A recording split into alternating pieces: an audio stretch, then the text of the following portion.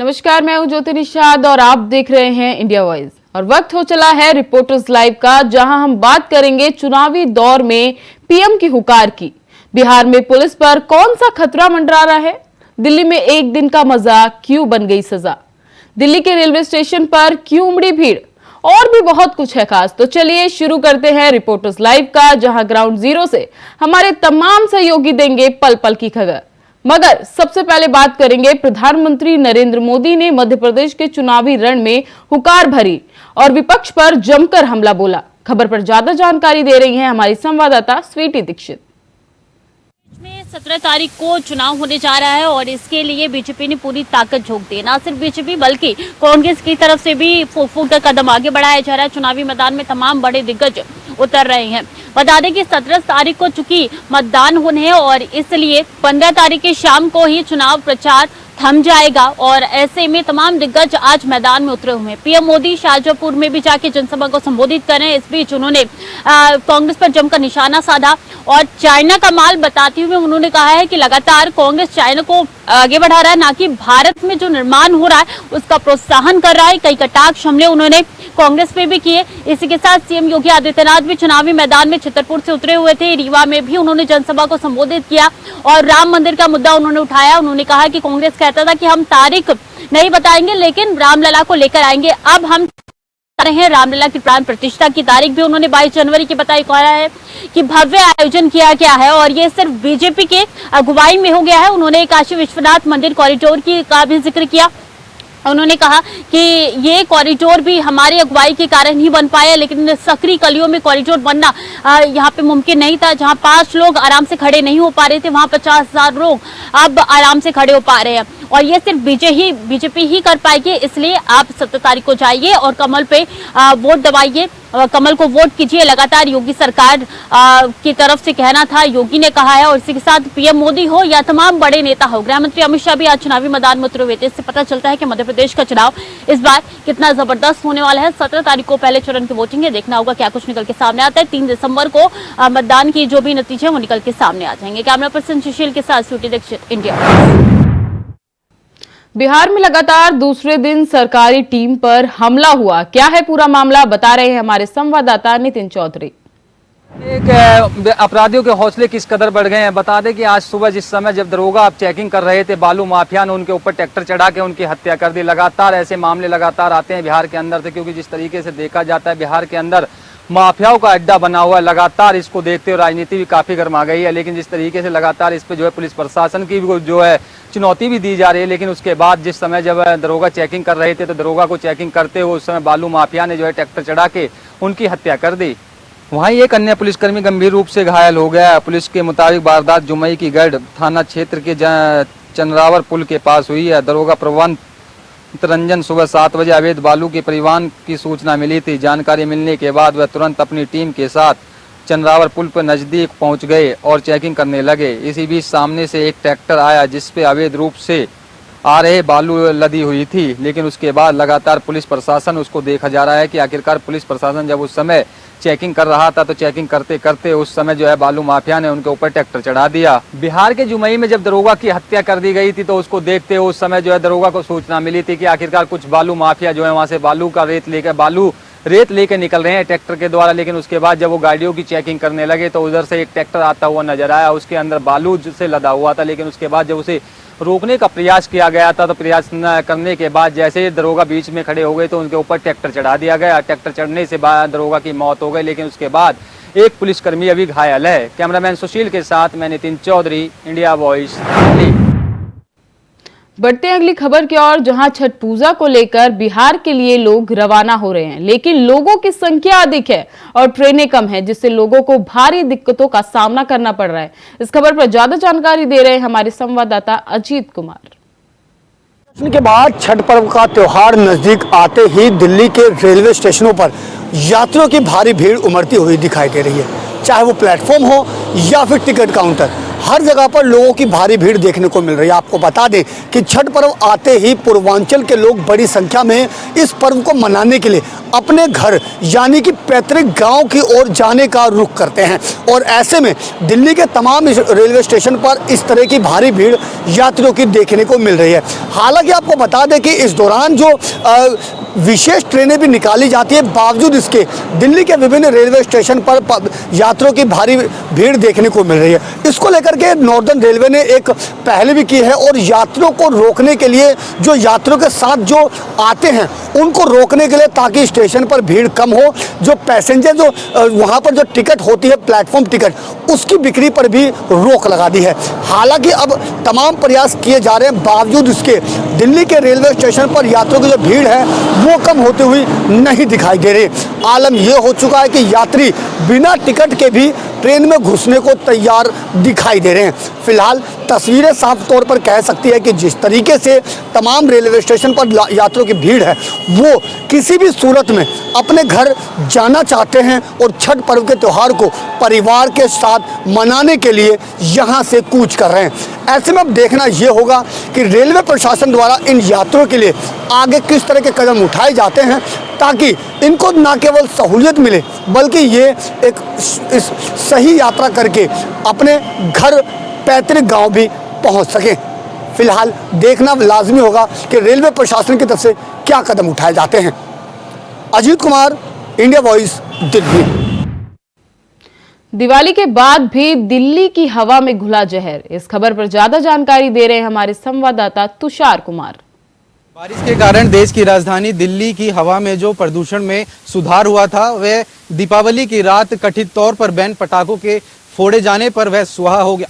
बता दें कि देश की राजधानी दिल्ली में दीपावली के तीसरे दिन भी एयर प्रदूषण इतनी खराब स्थिति पर पहुंच गया है। बता दें कि दीपावली के अवसर पर दिल्ली में पटाखे कथित तौर पर बैन थे, लेकिन उसके बावजूद भी कई हद तक आतिशबाजियां हुई, जिसके चलते दीपावली के अवसर पर हवा की जो गुणवत्ता है वो काफी बेहद खराब हो गई है। रविवार को दीपावली के दिन 8 वर्षों में सबसे बेहद गुणवत्ता दर्ज की गई है। इस दौरान 24 घंटे की औसत आयु गुणवत्ता दोपहर 12 बजे 218 दर्ज की गई। हालांकि रविवार देर रात तक आतिशबाजी होने से कम तापमान के बीच भी प्रदूषण के स्तर में तेजी से बढ़ोतरी हुई। दिल्ली एनसीआर में प्रदूषण कम करने के लिए रणनीति तैयार करने के लिए जिम्मेदार वैश्विक निकाय वायु गुणवत्ता आयोग के एक अधिकारी ने पीटीआई भाषा से कहा कि यह स्पष्ट है कि दिल्ली में प्रदूषण के बढ़ते स्तर को पटाखे और पराली के कारण ही होती है। इस मामले में आतिशबाजी प्रमुख कारण है। बता दें कि दीपावली के बाद दिल्ली की जो हवा है वो बेहद खराब होती जा रही है। कैमरा पर्सन सुशील बहल के साथ मैं तुषार कुमार, इंडिया वॉइस। खबरों में आगे बढ़ते हैं, जहां उत्तरकाशी में फंसे मजदूरों को निकालने की कोशिश जारी है। इस खबर पर ज्यादा जानकारी दे रहे हैं हमारे संवाददाता अभय कैंतुरा। सिलकारा में टनल भूधसाव के चलते जो मजदूर अभी फंसे हुए हैं, उनको निकालने का काम अभी भी जारी है। उस रेस्क्यू अभियान को युद्ध स्तर पर बनाने के लिए मुख्यमंत्री पुष्कर सिंह धामी की तरफ से लगातार अधिकारियों से बातचीत की जा रही है। जिला प्रशासन के अधिकारियों को निर्देश दिए जा रहे हैं कि जो स्थानीय एजेंसियां वहां पर काम कर रही है, जो विशेषज्ञ टीम वहां पर है, उनसे लगातार समन्वय बनाया जाए, ताकि जो लोग मजदूर अंदर फंसे उनको सकुशल बाहर निकाला जा सके। इसके अलावा मुख्यमंत्री पुष्कर सिंह धामी के निर्देश पर शासन की तरफ से विशेषज्ञ समिति एक टीम बनाई गई है, जो वहां पर जांच कर रही है। और उस जांच में ये कह सकते हैं कि चाहे वो हिमालय भूगर्भ वैज्ञानिक हो या जियोलॉजिकल विभाग हो, पुरातत्व विभाग हो या फिर तकनीकी विशेषज्ञ हो, वो सभी लोग उस टीम में शामिल हैं और उस घटना की जो जांच है, उस घटना की बारीकी से जांच कर रहे हैं और कारणों का पता लगाने की कोशिश कर रहे हैं, जिससे ये घटना घटी है, जिसके चलते ये वहाँ पर घटनाक्रम घटा है। ये कहा जा सकता है कि उत्तराखंड में इस तरह की घटनाएं पहले नहीं होती थी, लेकिन जिस प्रकार से विकास यहाँ पर हो रहा है उसको लेकर सवाल खड़े हो रहे हैं। अब सरकार उन सब चीज़ों पर चिंतित नजर आ रही है। कोशिश सरकार की यही है कि फिलहाल प्राथमिकता के आधार पर जो मजदूर फंसे उनको बाहर सकुशल निकाला जा सके। कैमरामैन नथुना साथ अभय कैंतुरा, इंडिया वॉइस, देहरादून। खबरों में आगे बढ़ते हैं, जहां उत्तरकाशी में गंगोत्री धाम के कपाट बंद हो चुके हैं। इस खबर पर ज्यादा जानकारी दे रहे हैं हमारे संवाददाता तुषार गुप्ता।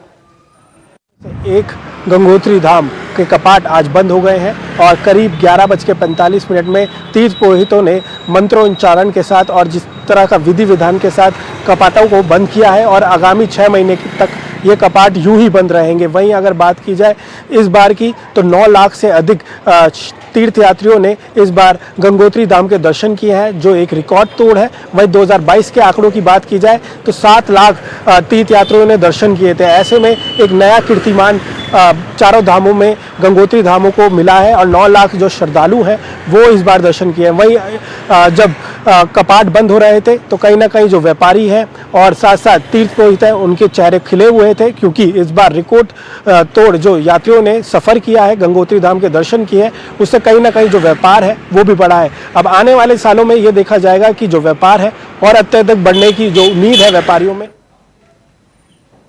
देहरादून में हुई डकैती पर राजनीतिक माहौल बन गया है। इस खबर पर ज्यादा जानकारी दे रहे हैं हमारे संवाददाता तुषार गुप्ता।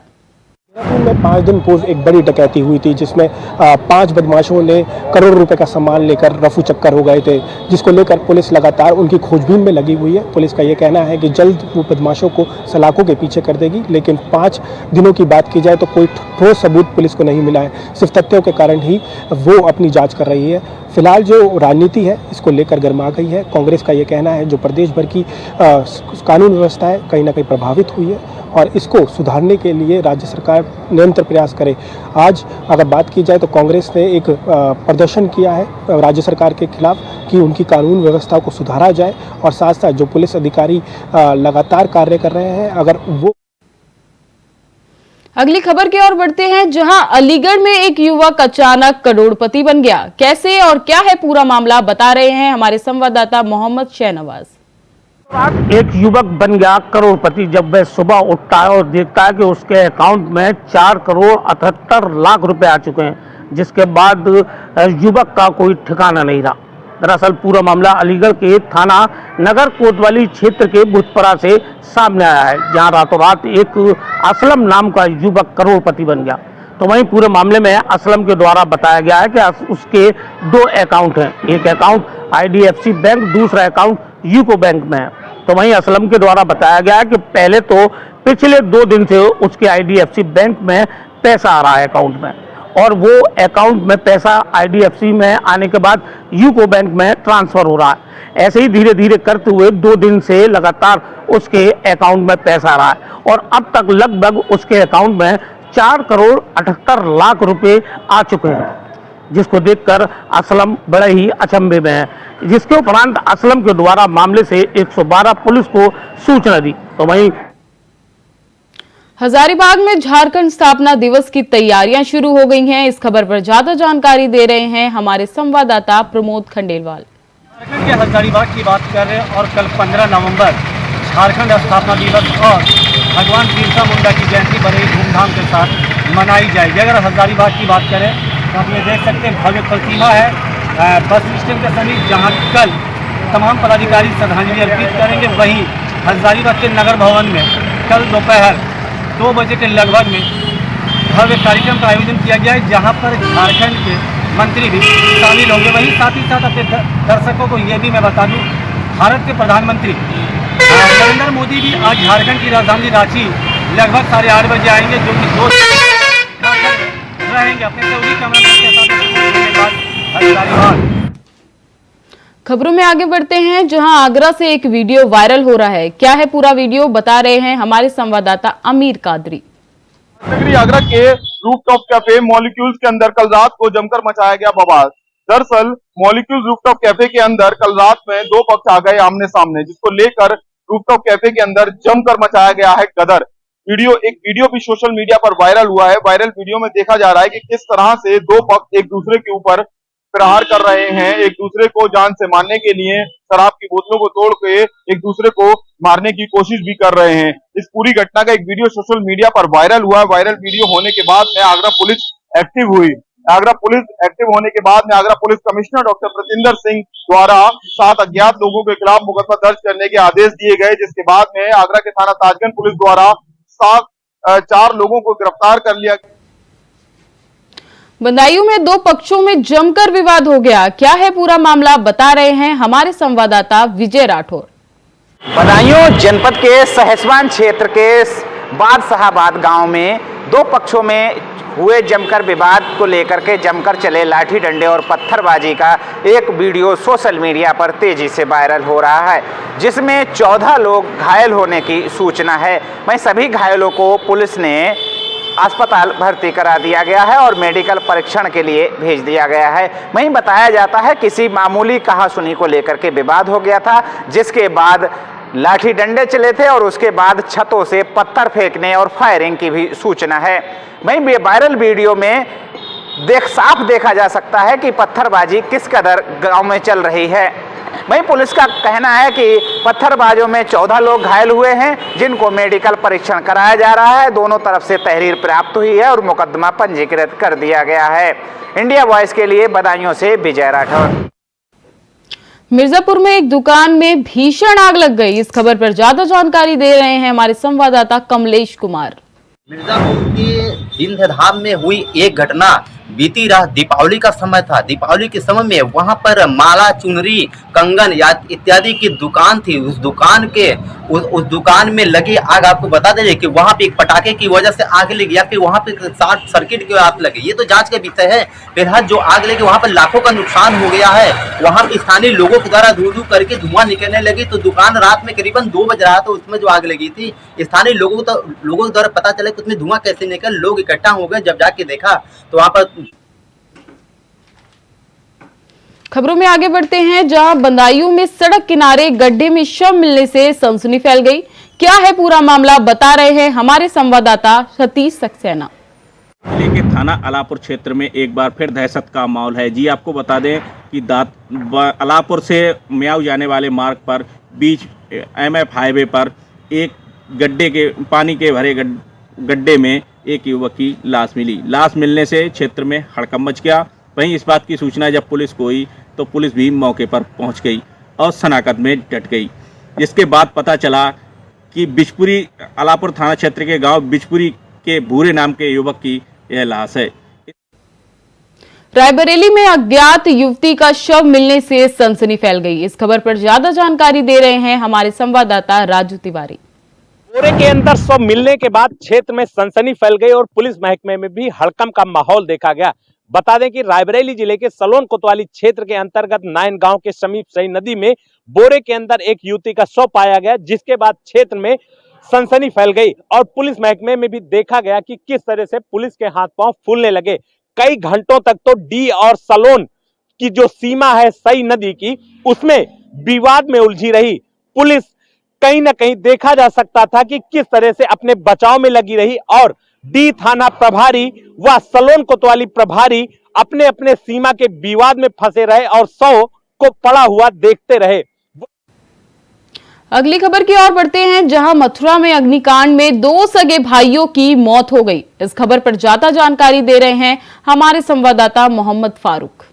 मथुरा के राया कस्बे में आतिशबाजी की दुकानों में भीषण आग लग गई थी। दीपावली वाले दिन आग ने विकराल रूप ले लिया था और अभी तक इसका पता नहीं चल पाया है।